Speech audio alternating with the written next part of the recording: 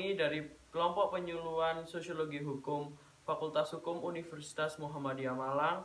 Perkenalkan, nama saya Ivan Alfonda Ramadan, NIM 397. Perkenalkan, nama saya Ananta Wikramatria Putri, NIM 386.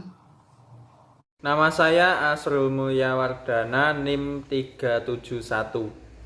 Perkenalkan, nama saya Ismatus Sania, NIM 407. Perkenalkan, saya Winda Aulia Rahman, NIM 372.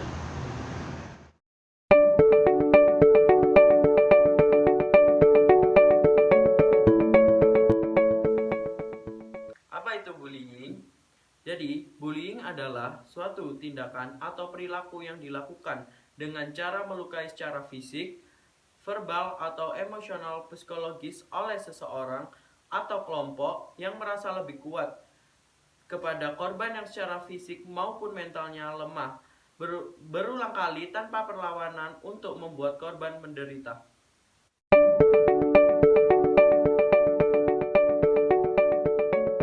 Baik, apa saja sih unsur-unsur bullying? Yang pertama yaitu ketidakseimbangan kekuatan. Pelaku bullying dapat saja orang yang lebih tua, lebih besar, lebih kuat, lebih mahir secara verbal, lebih tinggi dalam status sosial, berasal dari ras yang berbeda, atau tidak berjenis kelamin yang sama. Sejumlah besar kelompok anak yang melakukan bullying dapat menciptakan ketidakseimbangan. Yang kedua, yaitu niat untuk mencederai. Bullying berarti menyebabkan kepedihan secara emosional atau luka fisik, memerlukan tindakan untuk melukai, dan menimbulkan rasa senang hati. Sang pelaku dapat menyaksikan luka tersebut. Yang ketiga, yaitu ancaman agresi lebih lanjut. Baik pihak pelaku maupun pihak korban mengetahui bahwa bullying dapat atau kemungkinan akan terjadi kembali. Bullying tidak dimaksudkan sebagai peristiwa yang terjadi sekali saja. Yang keempat, yaitu teror.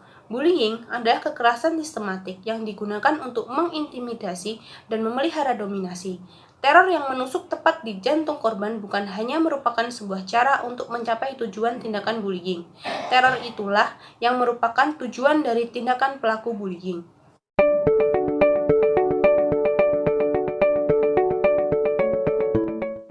Macam-macam bullying.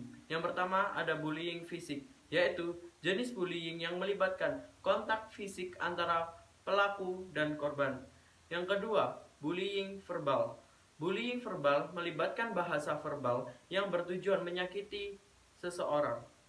Yang ketiga, bullying relasi. Jenis bullying yang bertujuan menolak dan memutus relasi sosial korban dengan orang lain. Yang keempat, bullying elektronik. Bullying elektronik merupakan bentuk perilaku bullying yang dilakukan melalui media elektronik seperti komputer, handphone, dan media sosial lainnya.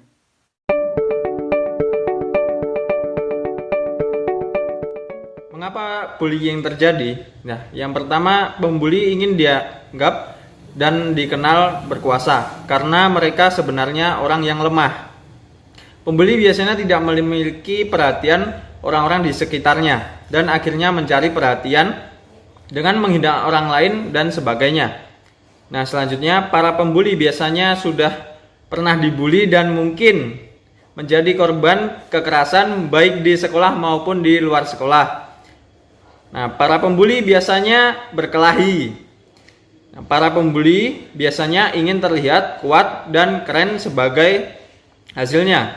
Sering meniru tindakan kekerasan, baik di gambar ataupun di film-film.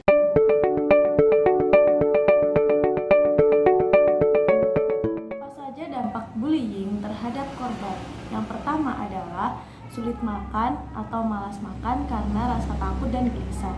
Yang kedua adalah rasa sakit fisik jika Anda menggunakan kekerasan. Dan yang ketiga adalah kesal dan marah karena Anda tidak dapat membalas. Yang keempat, malu dan kecewa pada diri sendiri karena Anda hanya bisa membiarkannya. Yang kelima adalah rendah kepercayaan diri. Yang keenam, malu dan kesepian. Dan yang ketujuh, menurunnya prestasi akademik. Yang kedelapan, merasa terisolasi dalam asosiasi. Dan yang terakhir adalah depresi yang menyebabkan berpikir atau bahkan mencoba bunuh diri. Nah, lalu bagaimana sih cara mengatasi bullying? Nah, cara mengatasi bullying yang pertama yaitu luangkan perasaan Anda dan utarakan apa yang terjadi. Yang kedua, beri dukungan dan semangat. Yang ketiga, jangan takut jika Anda ditindas. Yang keempat, konsultasi pada pakar dan laporkan jika sudah melebihi batas. Nah, lalu dasar hukum dari bullying mulai berkembang dan akurat. Yang pertama, Undang-Undang Nomor 35 Tahun 2014 tentang perubahan atas Undang-Undang Nomor 23 Tahun 2002 tentang perlindungan anak.